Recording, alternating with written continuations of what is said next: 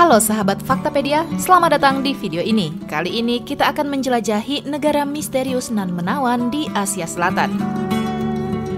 Negara ini baru saja membuka diri dengan dunia luar dan mengizinkan orang asing untuk masuk. Letaknya dikelilingi Himalaya, terhimpit oleh India dan Cina, di sebelah timur Nepal dan utara Bangladesh. Apa kalian sudah punya gambaran? Ya, dia adalah Bhutan. Mungkin masih terdengar asing, namun negara ini benar-benar eksis. Luasnya hanya sekitar 38.400 km persegi atau kira-kira 3 kali lebih kecil dari Pulau Jawa dan sebagian besar medannya terdiri dari lereng pegunungan. Negara ini berbentuk kerajaan dan dikenal dengan sebutan lokal Druk Yul atau Negeri Naga Petir. Naga ini bahkan muncul sebagai lambang di bendera mereka loh. Dan sahabat, tahukah kamu ternyata ada alasan kuat kenapa Bhutan menutup diri hingga tahun 2000 lalu. Banyak fakta yang bikin kamu bakal geleng-geleng setelah tahu kebenarannya. Apa saja itu? Ikuti video berikut ini.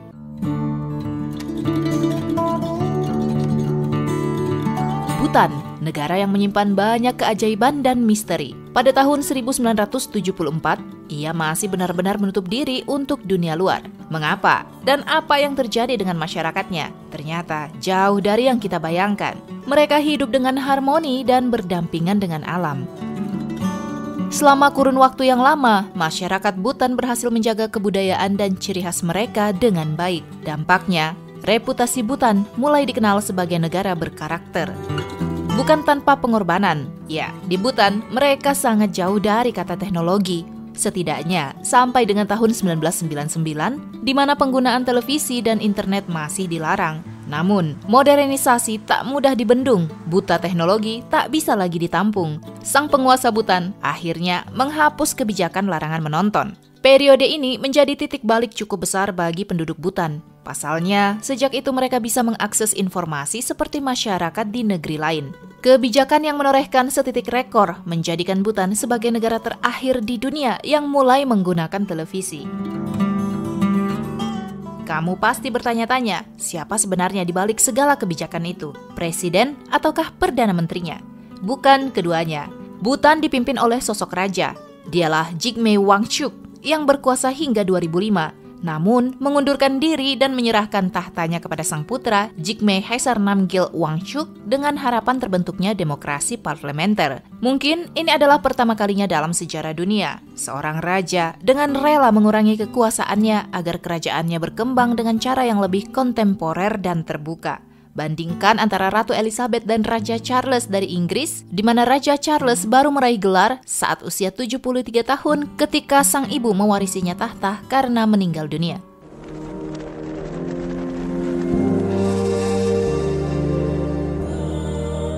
Apa yang terjadi setelah pemindahan kekuasaan kepada sang putra, Raja Bhutan yang kala itu baru berusia 28 tahun?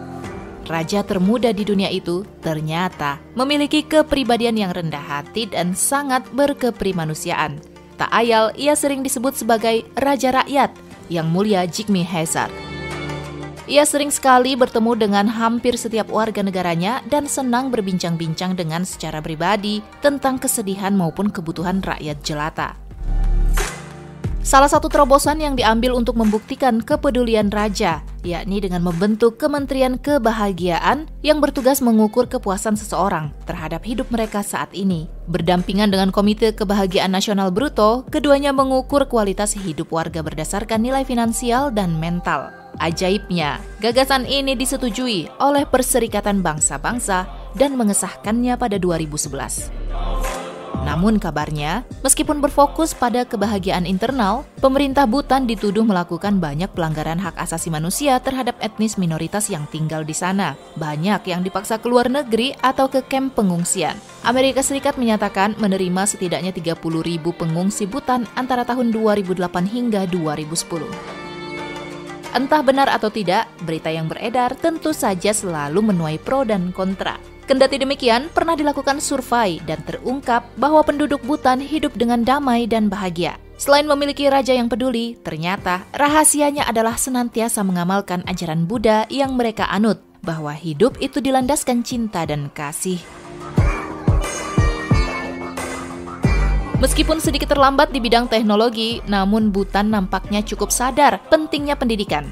Anak-anak di sana bahkan dapat bersekolah secara gratis. Sebagian besar sekolah memiliki kurikulum bahasa Inggris. Sampai reformasi pendidikan disahkan pada 1990-an, sekitar 30% laki-laki dan 10% perempuan di Bhutan sudah melek huruf, di mana penekanan berat pendidikan ini ditempatkan pada ajaran Buddha. Di bidang kesehatan, alih-alih memberikan harga murah, Kerajaan Bhutan membebaskan warganya dari pembayaran jasa medis. Prinsipnya, setiap orang berhak mendapat layanan kesehatan terbaik secara gratis, baik menggunakan pengobatan tradisional maupun umum. Sang pasien juga memiliki kebebasan untuk memilih metode pengobatan yang paling sesuai. Dan jika suatu peristiwa membuat seseorang kehilangan rumah, maka dia hanya perlu menghadap kepada sang raja. Raja akan memberinya tanah untuk membangun rumah dan menanam sayuran. Wah, konsepnya sih bagus ya, seperti memberikan modal untuk warganya agar bisa mandiri ke depannya dengan pertanian yang disediakan. Keselarasan hidup di Bhutan juga ditunjang dengan kebijakan yang bakal bikin kamu, para perokok, ogah tinggal di sana. Ya, Raja Bhutan secara resmi melarang penanaman, pemanenan, dan penjualan tembakau maupun produk turunannya di kawasan itu. Merokok di tempat umum adalah ilegal, namun tembakau dapat digunakan secara pribadi. Pada tahun 1916, Raja pertama Bhutan menyebut bahwa tembakau sebagai ramuan yang paling kotor dan berbahaya. Pelanggar ditampar dengan denda yang berat atau hukuman penjara sampai dengan 5 tahun. Kendati begitu, di sana disediakan area khusus merokok. Loh, berarti di Bhutan rokok tetap ada dong? Iya, ada. Namun, rokok didapat hanya dengan cara impor dari negara lain dengan pajak yang sangat besar untuk mencegah pembelian yang banyak.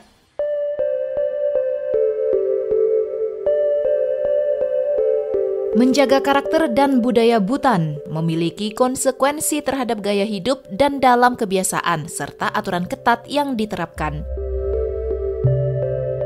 Masyarakat Bhutan tidak boleh sembarangan memilih pasangan. Mereka diharuskan menikah hanya dengan orang dari negara tersebut. Tujuannya, raja ingin menjaga keunikan penduduknya dibanding masyarakat dunia pada umumnya.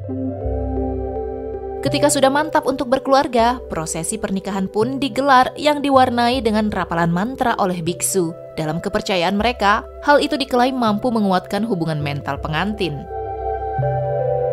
Pada ritual pernikahan Bhutan, ada prosesi unik bernama Changput. Prosesi ini berlangsung dengan memberikan persembahan minuman lokal kepada para dewa. Setelah itu, sisa minuman disajikan dan dibagikan oleh pengantin.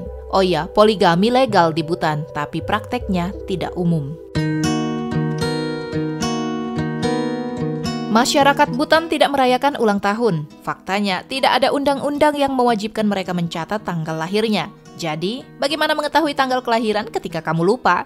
Jawabannya, mereka memperhitungkan pertambahan usia pada tanggal 1 Januari setiap tahunnya.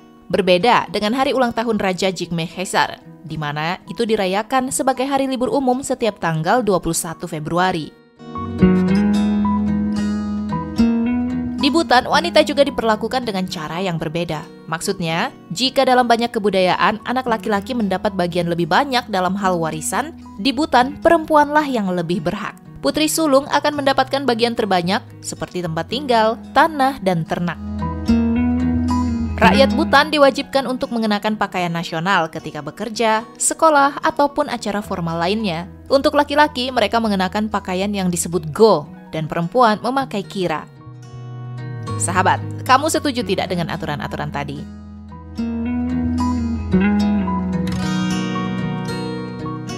Boleh jadi masyarakat Bhutan pernah terasing dengan warga dunia lain, tetapi mereka lebih akrab dengan alam dibanding lainnya. Dengan bentang alamnya, warga Bhutan termasuk salah satu komunitas yang sangat memperhatikan lingkungan dan ekologinya. Penduduk di negara ini bahkan sempat memecahkan rekor pada tahun 2015 dengan menanam 50.000 pohon dalam waktu 1 jam. Tidak salah jika ia menjadi salah satu negara terhijau di dunia. Lebih dari 70% kawasan wilayah negara ini ditutupi oleh hutan. Konstitusi mereka mengharuskan setidaknya 60% lahan tetap menjadi hutan untuk generasi mendatang. Sementara banyak negara lain berupaya keras mengurangi emisi karbon, Bhutan telah mencapai tingkat karbon netral hingga negatif. Bhutan juga sangat menyayangi hewan. Penduduk tidak diperbolehkan membunuh binatang, termasuk burung atau apapun itu. Hukum ini berasal dari nilai-nilai tradisional ajaran Buddha yang melarang pembunuhan makhluk hidup apapun. Konservasi lingkungan dijalankan cukup serius di sana. Namun, untuk memenuhi nutrisi, masyarakat tetap makan daging, bahkan cukup banyak. Heran bagaimana caranya? Ya, semua daging diimpor dari negara lain. Tanah Sihir dan Dongeng. Kalau kamu sering menonton film Negeri Dongeng, Bhutan adalah contoh nyatanya. Di sana terdapat cerita yang dipercaya rakyat. Salah satunya tentang Paro Taksang, sebuah biara di sisi tebing yang diyakini sebagai tempat Padmasambhava mendarat sambil terbang di atas punggung seekor harimau betina. Padmasambhava dianggap sebagai perwujudan Buddha Amitabha. Beberapa legenda juga dipercaya bahwa harimau betina adalah murid sang guru dan membawanya dari Tibet. Sementara itu, julukan negeri naga petir yang melekat pada Bhutan berasal dari rakyatnya. Mereka menamainya seperti itu karena letak Bhutan berada di lembah dan sering terjadi badai di pegunungan Himalaya. Sahabat, apakah kamu sudah takjub dengan negara satu ini? Kalau belum, siap-siap dengan fakta berikutnya.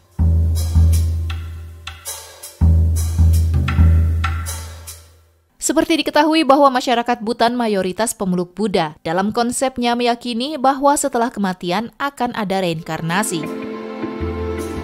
Penduduk Bhutan sangat mempercayai hal ini sehingga dibentuklah Reincarnation Committee atau komite yang menangani tentang reinkarnasi. Komisi dibentuk setelah terdapat banyak kasus seseorang mengklaim bahwa ia mengingat tentang kehidupannya terdahulu, namun ternyata klaim tersebut palsu. Komite inilah yang kemudian bertugas untuk memastikan klaim tersebut dengan menggunakan beberapa tes. Pihak yang mengklaim harus mampu mengingat setidaknya 75% dari kehidupannya sebelum dilahirkan kembali. Dan hingga tahun 2016 lalu, terdapat 25 orang yang lulus tes dan diakui telah mengingat kehidupan sebelumnya. Bhutan memiliki bandara yang termasuk salah satu bandara paling berbahaya di dunia. Dia adalah Bandara Paro yang terletak di lembah, dikelilingi pegunungan tinggi, membuat pilot sulit berlandas di bandara itu. Saking sulitnya, Bandara Paro hanya memiliki 8 pilot bersertifikasi yang memiliki izin akses bandara. Nah, ngomong-ngomong tentang gunung, di sini juga terdapat gunung tertinggi yang belum pernah dijamah manusia. Gunung itu disebut Gangkar Peungsum, yang berarti puncak putih tiga saudara spiritual, berada di perbatasan Tiongkok. Dulu tahun 1980-an pernah ada pendaki yang berniat menaklukkan puncak gunung ini. Namun karena cuaca dingin dan angin kencang, akhirnya pendakian dibatalkan. Akhirnya, hingga kini Gunung Gangkar Peungsum belum pernah didaki oleh siapapun. Sahabat, percaya atau tidak, negara ini satu-satunya negara yang tidak menggunakan lampu lalu lintas untuk mengatur jalannya. Mereka hanya mengandalkan polisi untuk mengatur tata tertib jalanan. Jalan adalah petualangan yang agak berbahaya di Bhutan dengan tikungan curam di daerah pegunungan. Kawanan hewan seperti sapi dan kerbau dapat ditemukan bebas berkeliaran di jalan tersebut. Selain tidak ada lampu lalu lintas, orang Bhutan bahkan kerap berhenti untuk saling menyapa di tengah jalan. Meskipun demikian, rakyat Bhutan berkendara dengan hati-hati dan mematuhi perintah polisi.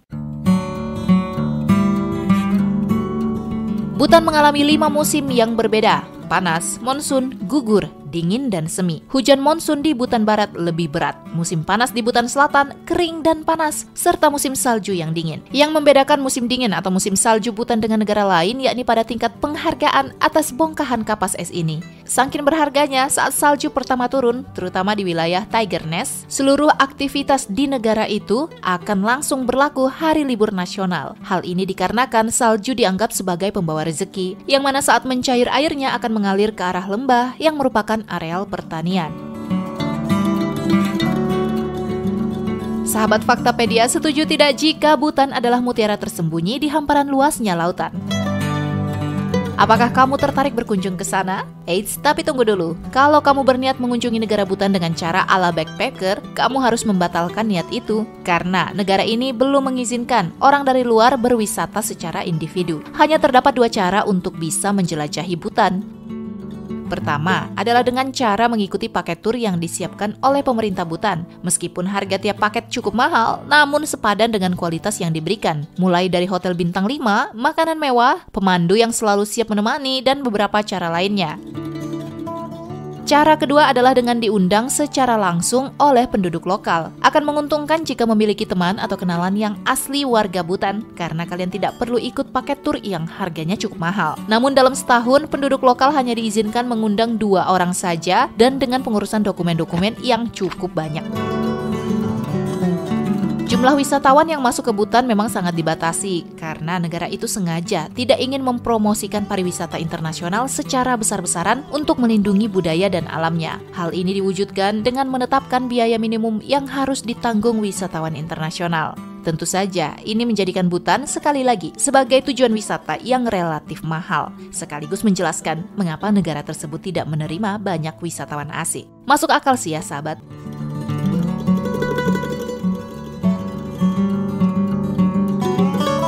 Itulah tadi sejumlah fakta mengejutkan tentang Butan. Kalau kamu punya pendapat lain, silahkan tulis di kolom komentar. Akhirnya, terima kasih bagi kamu yang sudah setia menonton sampai akhir. Saya akan menantikanmu di video mendatang. Bye-bye.